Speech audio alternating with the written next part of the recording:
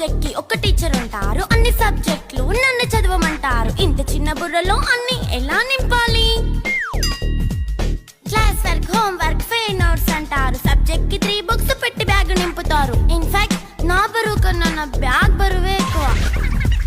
క్వశ్చన్లు, ఆన్సర్లు, సర్ప్రైజ్ టెస్టులు అన్ని దాటుకొని మళ్ళీ స్కూల్ వ్యాన్ ఎక్కేసి అమ్మయ్య ఇక ఇంటికి వచ్చేసామనుకుంటే మార్క్స్ తక్కువ వస్తే చెయ్యాలి అసైన్మెంట్. రిపోర్ట్ కార్డ్ చూపిస్తే ఇంట్లో ఉన్న పనిష్మెంట్. హోమ్ వర్క్ చేయమంటూ మమ్మీ చంపుతుంటుంది. ట్యూషన్ టైం అయిందని డాడీ తరుముతుంటాడు. డాన్స్ క్లాస్ కి వెళ్ళమని తాతయ్య తిడతాడు. స్నాక్స్ తిని వెళ్ళమని నాన్నమ్మ ఆపుతుంది. ఇక అన్నీ అయిపోయాక కాసేపు టీవీ చూద్దామంటే మమ్మీ ఎంట్రీ ఇచ్చింది. బెడ్ యొక్క మంది చిన్న నాప్ తీసేలోపు తెల్లారిపోయింది.